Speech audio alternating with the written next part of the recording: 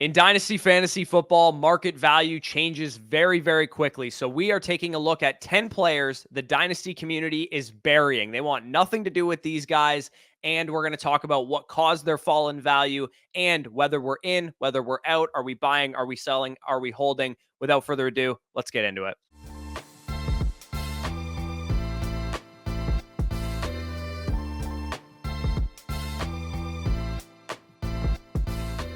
All right, so like Corey said prior to the intro, we are going through 10 players the Dynasty community wants nothing to do with. Whatever their reason to fall in value was, we'll detail that. We'll detail, like Corey said, whether we're in or out. First player we want to mention is Rhamondre Stevenson, running back of the New England Patriots. And the main reason for his fall in value is that we saw in 2023 a drop-off in his efficiency when he played last year compared to his breakout 2022 year. He lost that full bell cow role that he had in 2022 with the emergence of Ezekiel Elliott earning touches. And he dealt with injury, another year older. I mean, that's the nature of the running back position. If you're not productive the year before and you get a year older, your value could be subjected to a value drop-off like this. So what are your overall thoughts, and are you in or out on Rhamondre Stevenson?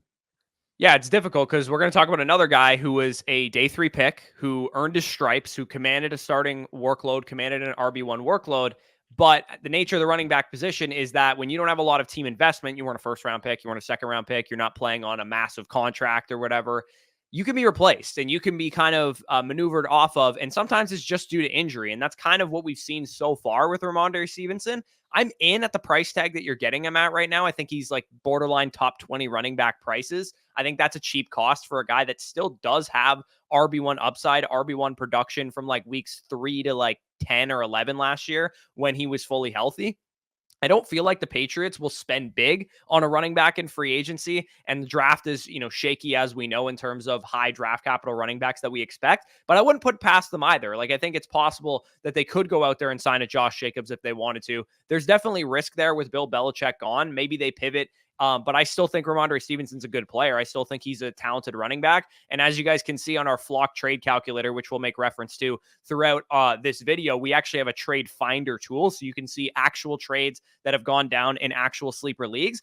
I mean, if the price tag of Rhamondre Stevenson is Rhamondre and a second rounder, even if that's a mid to late second rounder for a guy like Jaden Reed, and you're a competitive team in need of running back production, and as we talk about on this channel, you've built out a stable of solid wide receivers, and Jaden Reed's your wide receiver 6 or your wide receiver 7. I don't mind making trades like that if you have the opportunity here to get RB2 or better production. Yeah, I mean, with a guy like Jaden Reed, like as good as this 2024 class is, yeah, it's optimistic thinking a round 2 pick's going to be able to equal Jaden Reed, but giving yourself multiple paths to paying off if Rhamondre Stevenson gets back his value, or that round 2 pick has the type of emergence that Jaden Reed does, you're giving yourself, like I said, more passive value, more paths to potentially winning the deal. So I like these type of process deals. In terms of if I'm in or out, I currently have him ranked as my RB19 without the oncoming rookies. And around this RB18, RB19 cost, I'm definitely in, knowing that the New England situation can only go up from last year. And this is just me believing in the talent level that Rhamondre Stevenson represents. I think he's much closer to the player that we saw in 2022 rather than 2023. And he's not someone that I'm looking to actively acquire prior to the NFL draft, but someone that, let's just say New England goes to the draft, doesn't add a running back in free agency, somebody I'm willing to pull the trigger on the cost in a startup. Like if you're doing a startup right now and he's available like round 7, round 8, you can get him at that type of price. I'm more than comfortable taking that cost. In a trade situation, though, if you get him in a throw-in, like we said, if you can trade Jaden Reed and get Rhamondre Stevenson plus a 2, those are the type of process moves I'd be making for Rhamondre Stevenson. He's not somebody I am singling out and trying to acquire on their own, but more so somebody I want attached to a package. Yeah, and if you're risk averse, definitely wait until, July, August, until we know the projection. You're going to pay probably 10% more than what you would pay right now, but it might be worthwhile for your time. I actually lean towards the side of I'm actually maybe actively buying Rhamondre Stevenson because I think he left a sour taste in fantasy managers' mouths, and I do think that it's possible the Patriots are going to realize they have bigger fish to fry than their running back position. Yeah. They have a guy that can carry a workload. They don't need to invest in this position. They can invest in wide receiver. They can invest most notably in quarterback. They can invest at the offensive line. They can invest on defense. They have a lot more needs, and running back is probably one of their best position groups on their entire roster. So I tend to believe that they actually will not draft anybody Agreed. sans like a fifth or a sixth round pick to add to the backfield. So I actually really like buying Rhamondre at the price tag he's going right now, but I understand if you want to wait until after the draft to get a little bit more assurance there. Another guy who we saw take a big time value hit last NFL draft cycle was Kenneth Walker, who was valued as a top 5 dynasty running back. Of course, we know what happened. Zach Charbonnet was added to the backfield, put a dent in his overall ceiling, and his production kind of tapered off as the season went along this year. Yeah, I mean, when it comes to the value of Kenneth Walker, he's currently going as the RB9, was valued upwards of the RB3, the RB4 last offseason. So huge decline. As soon as they drafted Charbonnet, as soon as his second year happened, we really saw this spike in value. At RB9, I technically have him ranked in line with the market, but if it costs the way an RB9 would in a startup, I'm out on that type of cost. He really starts the range of dynasty running back that I'm just simply avoiding at their opportunity cost. You're missing out on the top 8 high-end guys like the Jonathan Taylors, the ETNs, the Kyron Williams, but you're also kind of starting the run of the Saquon Barkleys, the, RB13, RB16 type of area. And to be honest, at this current point, I don't view Kenneth Walker as a clear-cut tier above any of those guys, despite him probably going a clear-cut tier above those guys in a lot of your startups. I think he's a fine top 15 level projection, and obviously he has the age and touch apex going for him, but I really have question marks when it comes to his overall yearly ceiling. With a guy like Zach Charbonnet there, new head coach involved there with Mike McDonald, I'm a little bit concerned. If you can get him cheaper in a sharper room, let's just say you're in a league with analysts and he's falling, round 7, round 8, that type of area, and you want to take the plunge at that cost, I'm fine with it. But in a lot of your startup drafts, he'll be going in the round 5 type of area. And at that point, I'm just drafting wide receiver. I'm just drafting young quarterback, young tight end, or potentially if you have rookie picks involved in your startup, I would rather lean that way. Yeah, it really all depends on cost with Kenneth Walker because, like you said, he is a top 10 dynasty running back in my rankings, but he shouldn't be that high. It's just the Yeah. nature of the position that he's valued at that point. He's kind of like the new Nick Chubb, only he's not as good of a runner as Nick Chubb, where it's a clean 1,000 plus yard projection, 8 to 10 touchdowns every single year. He's got RB2, baseline with maybe RB1 upside if he breaks off some long touchdowns or whatever. But the presence of Zach Charbonnet, the Seahawks offense is a little bit more shaky than it was this time last year as well. Geno Smith, it sounds like he's going to be back, but it's not like we're talking about a stud quarterback situation. It is a new offensive play caller as well. Pete Carroll's no longer there. The whole, coaching staff got overhauled. So we don't know if they're going to favor Zach Charbonnet. We don't know if they're going to favor Kenneth Walker or if they're going to keep their roles kind of unchanged here. For me, when it comes down to Kenneth Walker, I would rather have the guys that are kind of similarly ranked to him if I venture into this area. If one of these guys falls to round 7, round 8, I'd rather have Rachaad White. You know what I mean? Like I'd rather have a guy that at least I know has a better projection in terms of, his RB1 workload. Is there a risk that they could add a guy to his backfield? For sure. But at least with Rachaad White, if they don't, I'm getting a crystal clear RB1 projection. And I'm sure that Rachaad White is going higher in redraft formats in the big board, for example, right now. So that's kind of the way I look at it. I think you're getting a 2-year, RB2 or better projection with either guy. But I would rather have the guy that at least proves RB1 production, has RB1 PPR upside, especially too, because he has versatility as a pass catcher. So with Kenneth Walker, again, I'm kind of like not in, not out. I think he's appropriately valued, but only if he fell way past ADP would I kind of actually take a stab at Kenneth Walker. And it sounds like you feel the same way. Yeah, it's more so a structural thing, like you said. If he's like your 7th or 8th added player, 8th or 9th added player, at that point it's a lot more stomachable. But once you start making him the 5th selected player on your team or the 6th selected player on your team, he's just too volatile of an asset because, like you said, the overall ceiling isn't up there. And if I'm going to wait for an RB2 level baseline, I would rather attack the RB23 in startups, the RB26 in startups that I can usually get at the round 10, round 11 opportunity cost. Yeah, or you just go for a veteran Aaron Jones, Alvin Kamara guy later, or Exactly. you take an upside swing on a Roschon Johnson or somebody that could accumulate a lot of value as well. I find myself going in that direction as opposed to like investing in Same. shaky, current, young, but not a lot of insulation upside guys like Kenneth Walker. So, speaking of aging veterans, we have Austin Ekeler here as a guy that another player that the dynasty community just has no idea what to do with. We have no idea where to rank this guy. A big reason for his fall in value is obviously he's old, but he was old last year. I mean, he's 29 years old at season start this year. He's expected to test free agency, expected to hit the open market. It doesn't sound like the Chargers are real keen on keeping him, to be honest. And he might be moving teams in 2024, which is definitely a concern because we know how the Chargers have treated him. They've given him as many targets as he can handle. Of course, he's not the best in terms of, rushing efficiency wise. He had 3.5 yards per carry this year, just the RB21 in points per game. But one thing you could count on with Austin Ekeler from a fantasy perspective was he was going to score a lot of touchdowns and he was going to catch a lot of passes. Maybe it was injury related last year, why he was so bad. He had a high ankle sprain in week 1 and he really never recovered from it. It didn't look like the same player throughout the entire season. We've seen that happen with Alvin Kamara in the past. We've seen that happen with Saquon Barkley in the past. We've seen that happen with Jonathan Taylor in the past. Sometimes you get a high ankle sprain and your season's just done. You can never recover. You can never come back. But 29-year-old running back coming off a high ankle sprain, potentially changing teams. I'm maybe in, depending on the price tag. I have him at RB36 right now. Same. I think I'd lean that he's a slight buy because there's so much uncertainty, so much of a sour taste in everybody's mouth because he does have a lot of things going for him. He's still one of the best receiving backs in the league, pound for pound, probably the second best one behind Christian McCaffrey. He does, take care of his body really well. We've seen the workout videos that he's posting, and I think his game could age very gracefully if a team uses him more so in a committee approach as a receiving guy. So yeah, you're not getting the same bona fide RB1 top 3 level projection you were getting a couple of years ago, but I do want to see where he lands, and I don't actually hate taking the risk on him for a late second round price tag if you're a contender. That's about the issue I have. I wouldn't be willing to go up to a mid to late second round price tag.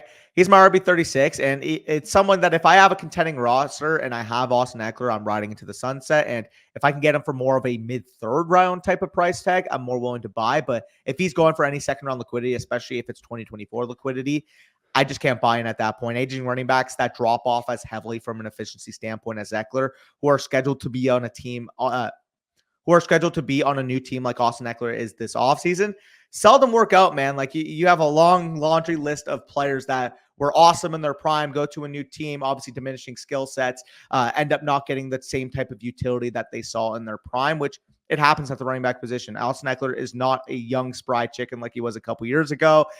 His body is worn down compared to the efficiency that we've seen in the past years. And it's tough for me to envision him landing an elite spot like LA was for him. Like realistically, LA, he had it all made for him. The goal line opportunity, the overall RB1 workload, obviously the receiving ability that he had working with a guy like Justin Herbert.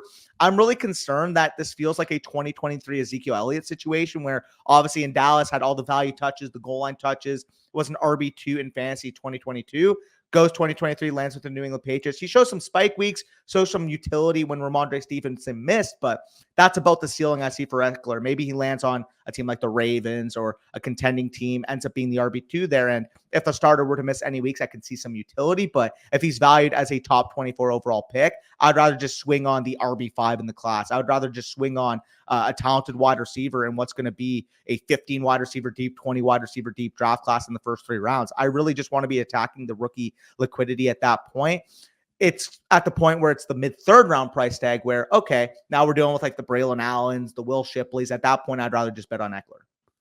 Yeah, I think he's somewhere on the spectrum of Alvin Kamara in 2023. I don't think he'll be that good, but Ezekiel Elliott in 2023. Yeah. He's probably somewhere in the middle of that. I actually think his best landing spot would be to just go back to the Chargers on like a 1-year deal. Even if the Chargers brought in, say, Blake Corum in the 3rd round to spell him on early downs, I think you would get the high value touches still out of Austin Ekeler that you want because we know Justin Herbert's very comfortable throwing him the ball frequently. So I guess that would be the real question I have. I would say my attitude towards Ekeler would be kind of wait and see what happens in free agency and then make your decision at that point. I don't know if I'm ready to take the plunge on Ekeler for anything more than like an early 3rd rounder at this point in time. If people are really worried you can get him for an early 3rd rounder, I think that's a worthwhile investment. But if you have to pay a mid to late 2nd rounder, I want to wait until I know where he is. I want to wait until I know if he's healthy and all that kind of stuff. So we're going to stick at the running back position, and then we'll get into some wide receivers. We have Dameon Pierce, running back from the Houston Texans, who went from a guy that you could get a 1st-round pick for last year. Yeah. He was legitimately a high-value asset. Where do I start with this dude, man? He lost his job to Devin Singletary, so that's not ideal. He posted 2.9 yards per carry in 2023, despite having a much better situation than we thought it was going into the year. CJ Stroud plays like a borderline MVP candidate at times, at least offensive rookie of the year, as we saw. 64.0 PFF rushing grade in 2023, which was 54th among 59 qualifying running backs. We're talking Dalvin Cook range in terms of overall PFF grade. After posting a very good grade as a rookie, 84.8, that was top 12 among running backs in general. Is he bad now? Was he hurt? I honestly have no idea. Is this the Chris Carson situation where he just runs so hard for 1 year and he's already used up all of the high value touches he had in his career? The frightening thing for Dameon Pierce, because I would say I actually tend to view him as a buy at face value, but the frightening thing for Dameon Pierce is that the Texans appear to be the leaders in the clubhouse for Saquon Barkley, for Josh Jacobs, for Derrick Henry, whatever free agent running backs are on the market, and as well the high-end running backs in the draft. I think that the Texans will land somebody pretty big. I completely agree. And I literally have him as my RB48, so right aligned with the market. He's arguably the most confusing running back in the NFL at this point. And I really don't have a take on whether he's a big buy at RB49, whether he's somebody that is just going to end up being a fodder piece given what he showed in his second year. It's really tough to gauge just how valuable a guy like Dameon Pierce is.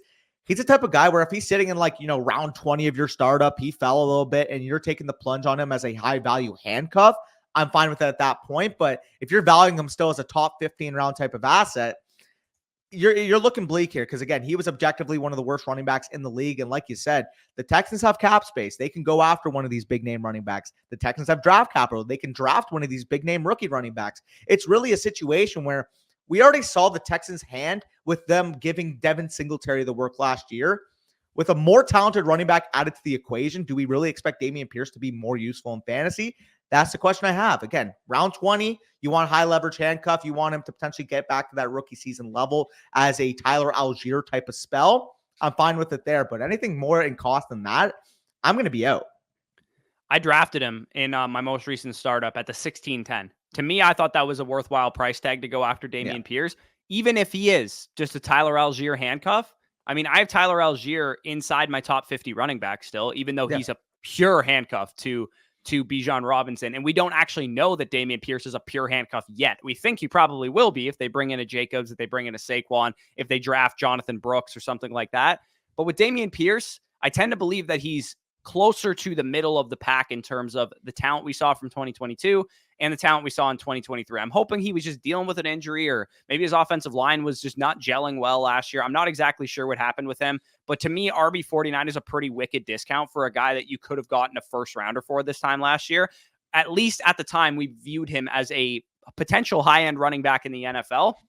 So I have him at RB43. I have absolutely no idea what to think about his value. If by some miracle the Texans still believe in him enough to leave the door open, at least at running back, maybe they just draft a fourth round guy instead of drafting a second round guy or paying a high-end free agent or something like that. I actually think he could return some immense value, because if he is the player that we saw in 2022 still, and he was just dealing with some kind of injury last year that it went underreported or whatever, you suddenly have a starting running back for CJ Stroud. I think that is a very, very slim range of outcomes. It's maybe a 5% chance. Yeah. But at RB49, I actually don't think, in the 16-10 that I got him in the startup, I actually think it's worth a shot. The issue I have, though, is that he had his rookie success with a different coaching staff. They have no real connection to the rookie year dominant Dameon Pierce that they saw in his rookie season. We saw what they know him as the second year Dameon Pierce this past season. Now, like you said, it could be because of the injury, or it could just flat out be him not being a fit with the new offense with Bobby Sloak.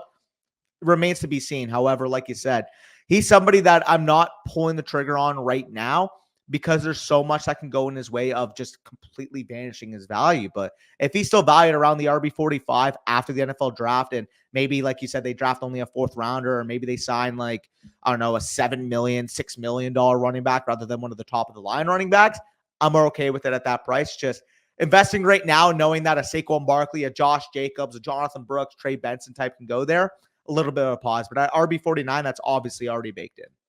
Yeah, and part of the reason why I think he's just a buy in general is if the Texans were to sign Saquon Barkley, I would be calling the Texans about Dameon Pierce if I was other teams. Sure. I think he's a good enough player that he could be a 1B.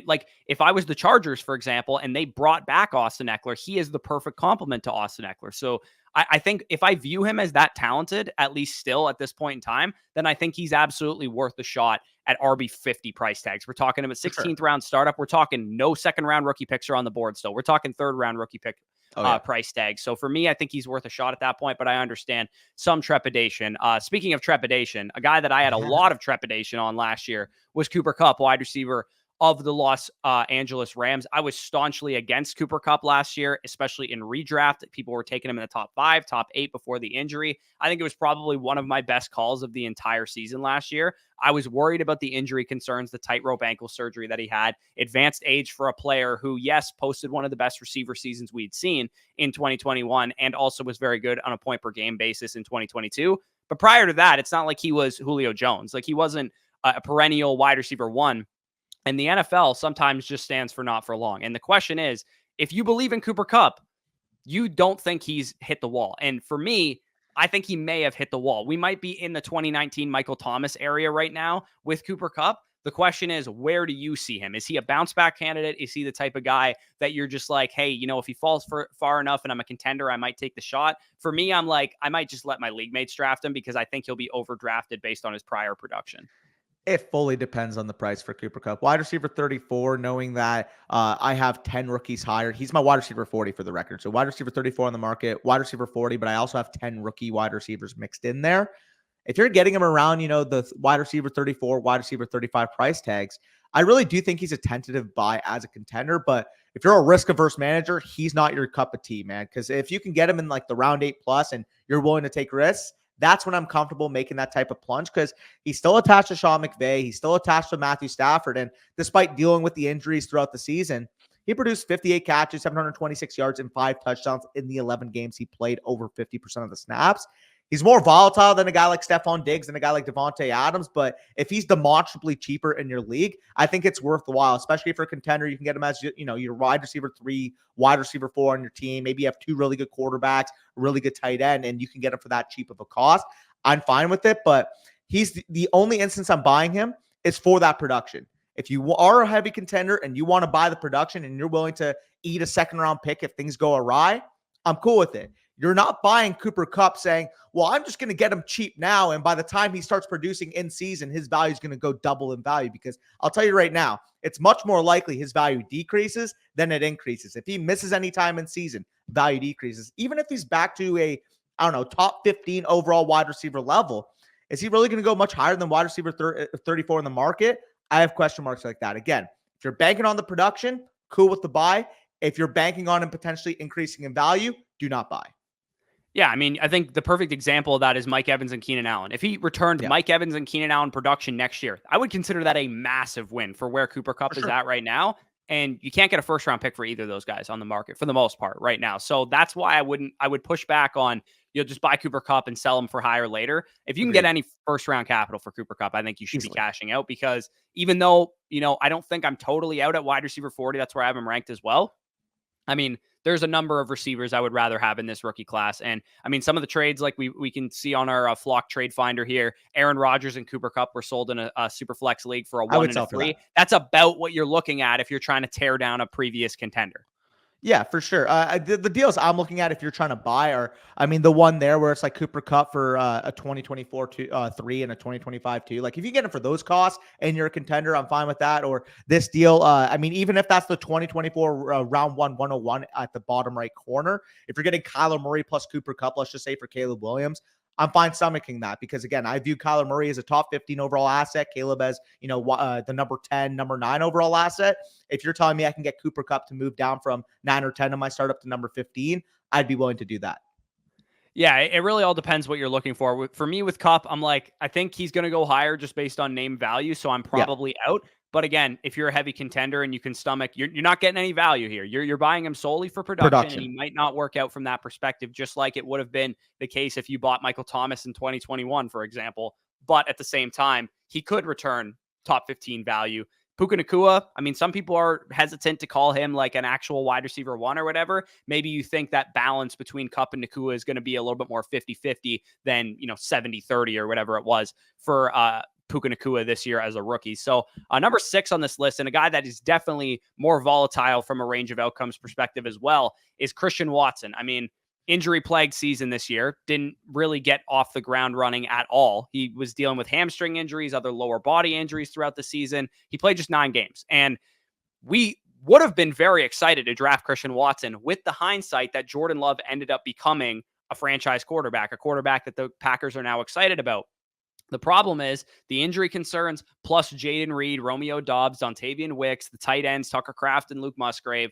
All of that competition for targets puts a damper on his unquestioned number one wide receiver role that we had for him coming into the season. Because while we're not big, like too many mouths to feed bros that like avoid all the players, this is a situation. This is one of the rare situations where I don't think any one guy is way more talented than the other guys. It's not that, the target hierarchy is, this guy's 1, this guy's 2, this guy's 3, this guy's 4, and we're worried about target competition. It's like, I could see realistically Watson being the number 1, Jaden Reed being the number 1, maybe even Romeo Doubs or Dontavian Wicks being the number 1. Plus, you also have the running backs and the tight ends to compete for targets with.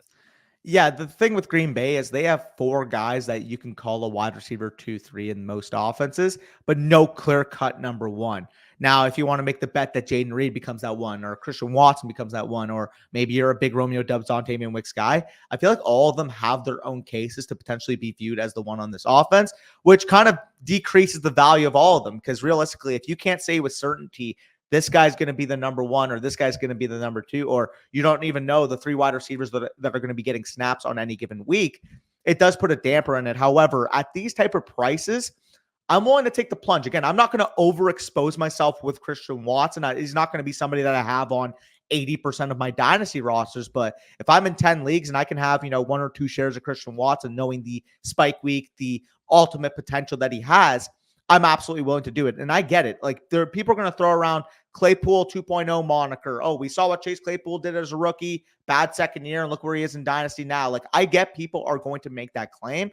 I still think Christian Watson is an extremely talented player, and he doesn't have the proof of attitude issues that Claypool had after his second season. Like, everybody and their mother heard Chase Claypool, the attitude. He gets traded for this package. He ends up getting sent to Chicago and then gets discarded for the Dolphins. Like, a lot of it has to be the intangible as to why Chase Claypool couldn't replicate his rookie season. And although I don't know if Christian Watson's an upstanding citizen, I don't have any real proof that he's a Chase Claypool level problem from an attitude standpoint. So I think he's got the most unique skill set of these Packers wide receivers. And I have a really tough time saying that he won't end up being a top 2 wide receiver on this team, whether Reed is the number 1, Christian Watson the number 1, or whether, Romeo Doubs ends up being the 1 or Dontavian Wicks becomes the 1.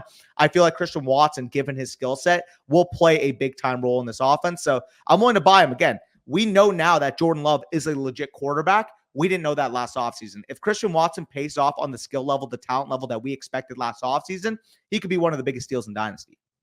Yeah, like, let me just use George Pickens as an example. Yeah. Do I think George Pickens is a top 35 NFL wide receiver? Yeah. Do I think he's a top 15 NFL wide receiver? No. And I think Christian Watson and him are very similar. They were viewed very similarly coming out of college. There was no real separation between them in rookie drafts back in 2022. They were like the 110, 111 respectively in most leagues. So for me, I think one guy went up, one guy went down, and it was mainly due to injury. It's not like he played all 16 games or all 17 games like the guy we're going to talk about in a second and just didn't produce. With Christian Watson, he kind of just got unlucky. He wasn't on the field. I actually purchased him in one league. I sold the contender 112, the guy that actually won the league, and the 212, and I got Christian Watson, Greg Dulcich, and a 3rd rounder in return. So again, maybe I overpaid just a smidge for Christian Watson because I did that back in like November or whatever. Yeah. But at the same time, I'm not like overly mad about that price tag. The 112 in this class, definitely a good player. But in a tight end premium league, I got Dulcich as well. I also got a 3rd rounder. So with Christian Watson, again, I can see both sides of the argument. Is he Chase Claypool 2.0? Maybe. Is he a guy that we should be absolutely smashing the buy button on right now? Maybe. Like, I really don't know. And honestly, all of these Green Bay Packers wide receivers, I just think they're better in Dynasty Best Ball to begin with, because I think all of them are going to have their value. All of them are going to have their weeks. I bet by week 5 next year, we're talking about a different Green Bay Packers wide receiver being the number 1 there than we are in week 8 or week 10 or week 13. The next guy that we're going to talk about also came from the 2022 wide receiver draft class, Jahan Dotson, wide receiver of the Washington Commanders. One of my, pet cats coming into the year, one of my pet cats during the draft process. He had a really disappointing second season. There's honestly, there's nothing I can point to say anything other than he was bad this year. Sam Howell was actually solid as a quarterback in terms of what he should have meant fantasy production wise to both Terry McLaurin and to Jahan Dotson. So to me, it's very disappointing that Dotson regressed with having Sam Howell and a couple games of Jacoby Brissett at quarterback, in targets, in yards per reception, in touchdowns per game, fantasy points per game, he regressed across the board. So definitely not ideal for Jahan Dotson. The question is, are we in, are we out at wide receiver 50-ish price tags where he's going right now? I have him at 52. I'm glad we're getting a discount because being a Dotson truther is easier to stomach at this much of a discount because, you know, the dynasty market wasn't sold on him coming out of college. It's understandable why he's a little bit lower than someone even, you know, that was higher thought of coming out of that 2022 class. In my opinion, he's a firm hold if you have him, but I'm probably not actively firing trade offers for him if I don't have him because I do think things are looking a little bit more promising. You got the second pick of the draft this year if you're Washington. Hopefully that's Drake May that they bring in and not Jaden Daniels. Maybe he can develop better target earning ability in year 3, although that might be a tough ask because so far in the NFL, even his rookie season, as good as it was, he wasn't really commanding a lot of targets. He was kind of just making big plays, making touchdowns and things like that. It took him 3 years to develop in college, right? That a lot of people, the knock on Jahan Dotson coming out of school was, why wasn't he more productive year 1, year 2? Of his collegiate career? He had a good junior season and a really good senior season. Maybe he's a late bloomer. Maybe it just takes him a little bit of time to put things together. I wouldn't overexpose yourself because he could be in Elijah Moore territory very soon. But I do think that Jahan Dotson at least has some reason for optimism at wide receiver 50, because if he's the guy that we saw his rookie season with Drake May at quarterback, we could be talking about something a lot better. Yeah, I mean, at the cost, if you were in on him last offseason, obviously you're going to be in on him at this type of cost. Like you said, there's no sugarcoating just how bad his second year was. He's my wide receiver 60 at this current point when I'm including the rookie pool, because, I mean, that's how talented this rookie pool is. You can legitimately make the case that 12, 13, 14 of these guys should be within the top 55 of Dynasty wide receiver ranks. He's well within a tier of guys that I'm really just indifferent on. You know, guys like, you know, Demario Douglas, Jahan Dotson. I really do think that if you get these guys cheaping up in your startups, they do have some spike potential. With Jahan Dotson, I believe in the talent of this player despite the involvement in 2023. It wasn't what I anticipated coming to the year. This was a guy that I was comfortable taking in round 6, round 7 of redraft leagues last year. We saw Sam Howell, running back, tight end merchant in 2023. You mentioned that they're expected to take a quarterback at 2nd overall.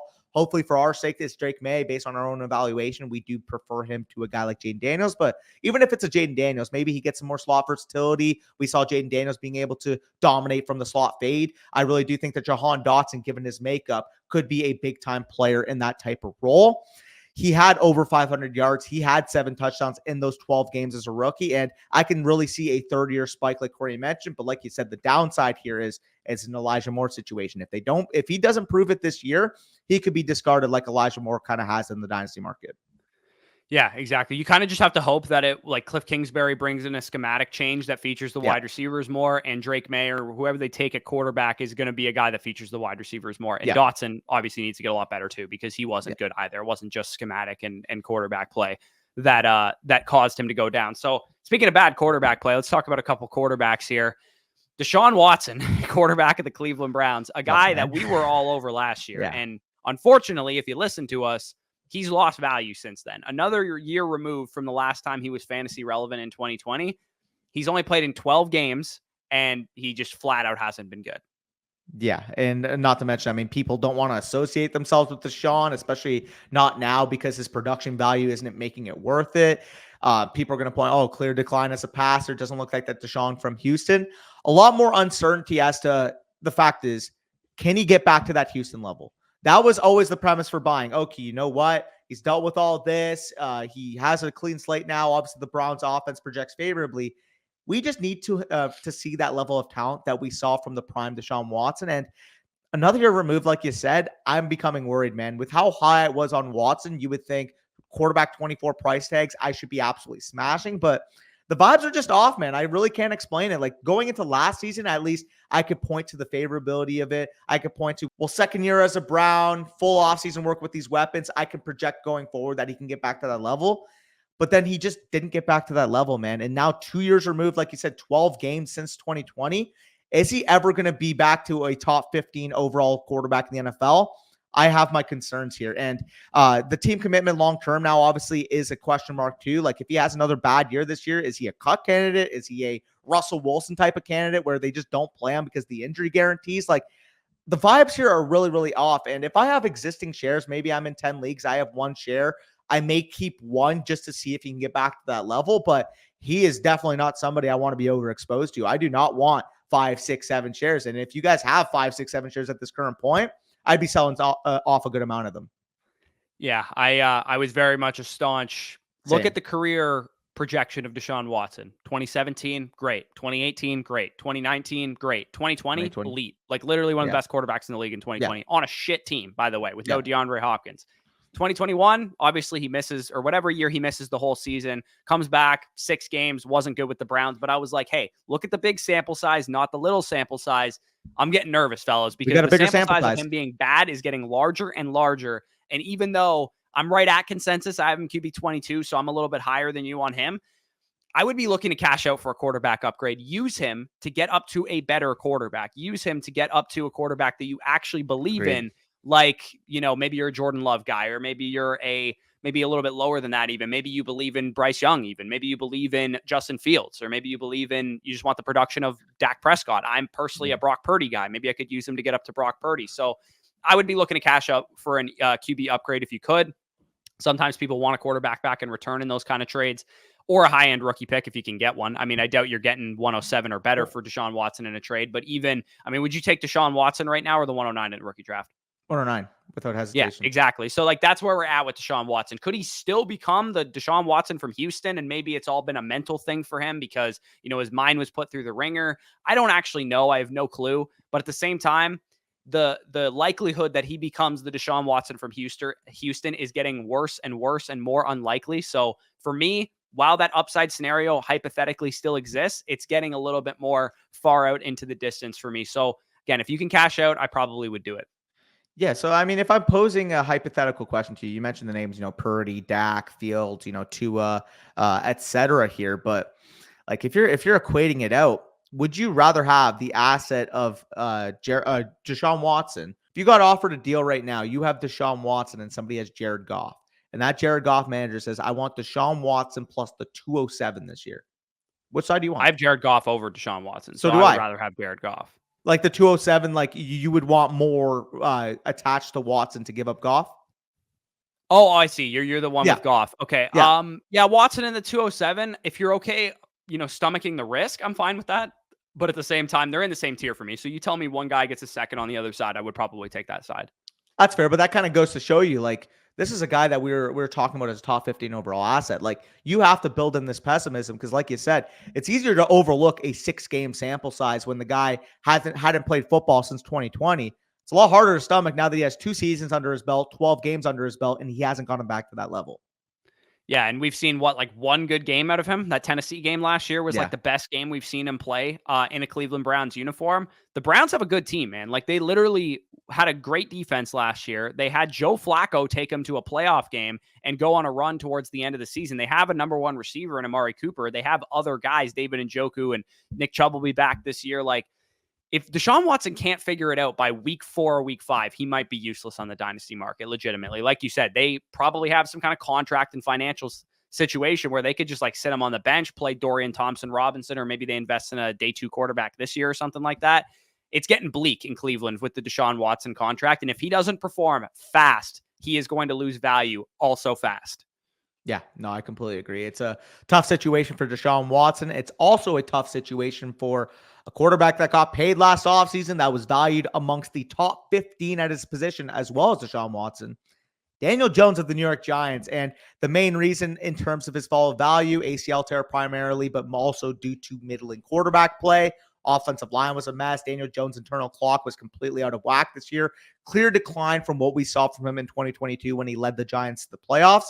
Everybody assumed that his 2022 season would transfer over to 2023 with Dable in his second year, but that simply didn't happen. And the advanced metrics showed that the Giants were complete frauds in 2022. So if you really looked into that, it's not really a surprise that they were this bad in 2023. Now the Giants are rumored of potentially getting a vet quarterback, potentially drafting a quarterback at 6 or in the second round. Like, there's a lot more uncertainty towards Daniel Jones actually seeing the final year of that 4-year contract. So his value on the market has dropped from a top 15 overall quarterback asset to the quarterback 29. What are your thoughts on that?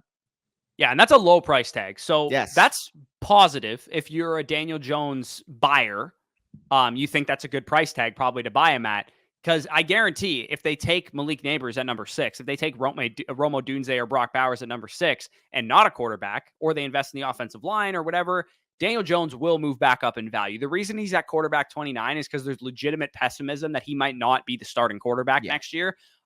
He's going to come back maybe not ready for week 1 as well, which is also a concern that you would have with him. But I don't believe he's even that good of a quarterback. I didn't believe it in 2022. I've never really believed it throughout the entirety of his career. Can he be good for fantasy because he can run a little bit? Yeah, but like so was Marcus Mariota and Desmond Ridder in Atlanta. So I think the Giants may be tempted to move off of him this year. And even if they don't trade up for another quarterback, or maybe Jaden Daniels or JJ McCarthy they're interested in or whatever, I don't think his long-term viability is something that I want to invest in. If the Giants go the whole draft without investing in a quarterback and he's quarterback 25 now in terms of a price tag and you like Daniel Jones, maybe it's worth throwing a second-round pick in 2025 at him or something like that. But to me, you can't take the risk at this point in time because he might really sink in terms of overall value. If you're looking to buy a quarterback in this range where I have Daniel Jones ranked, buy somebody who's a little bit more solidified as a starter like Geno Smith or Aaron Rodgers or even Derek Carr. Like, again, you're not getting better fantasy production probably than those guys than you would out of a starting quarterback, Daniel Jones for the Giants with Malik Neighbors, say, as his number 1 wide receiver now. But for me, it's just like, I don't believe in Daniel Jones. So go up to Baker Mayfield, Matthew Stafford, JJ McCarthy, Kirk Cousins, or somebody like that, or go down to a really cheap option like Ryan Tannehill or somebody like that. Yeah, so I'm more willing to buy pending the price. Obviously, like you said, if he goes back up to a top 24 valuation and he's valued amongst, the Staffords, the Mayfields, the Cousins, I'm not buying at that price. But if the price remains, low 20s, like he's amongst the, Russell Wilson, Derek Carr, Aaron Rodgers coming off the Achilles, like I'm more willing to do it at that price because, I value him as about a late second overall 2024 second at this current point. If you said, oh, I have the 209 and I shipped it for Daniel Jones because I'm a contending team and needed a quarterback 3, that's one thing. But he's somebody that I have to buy after the NFL draft, like you said. I'm not taking the risk on him if the Giants take a quarterback at 6 or if they sign a Russell Wilson or someone like that. It would have to be after the NFL draft, but the only problem with that, like you said, if the Giants exit the NFL draft with a wide receiver at 6 and no quarterback competition added, you're not going to be able to get him for quarterback 29 price tag. So if you can maintain and get him at that type of price tag after the NFL draft, I'm buying. But like you said, if it starts rising past the Baker Mayfield or to the Matthew Stafford, if that he gets type Neighbors, of area, it will. I guarantee it. Yeah, if that happens, then I'll be out. But he's still a guy that we saw top 10 level production a couple years ago. We obviously know that he's able to do it with his legs. He should have his best weapons core of his career if they add a wide receiver at 6 overall. But the only problem, like you said, is you can make that case for Marcus Mariota. You can make that case for Jameis Winston. You can make that case for former first-round high overall picks that simply don't have the longevity because the teams realize maybe they're not that good. Let me ask you this question because this is an interesting topic. Would you sell Deshaun Watson for Daniel Jones in a mid-second round pick in 2024? Just because we're talking about both of these guys that we don't really know what to do with. I would. Yeah, you would? Yeah, would. That's an interesting topic because both of these guys, like, we don't really like either of them. So I guess you're insulating that trade a little bit by getting a second rounder. Although you could lose that hard if Deshaun Watson turns into Deshaun Watson of Houston days. That would look really stupid if you made that trade.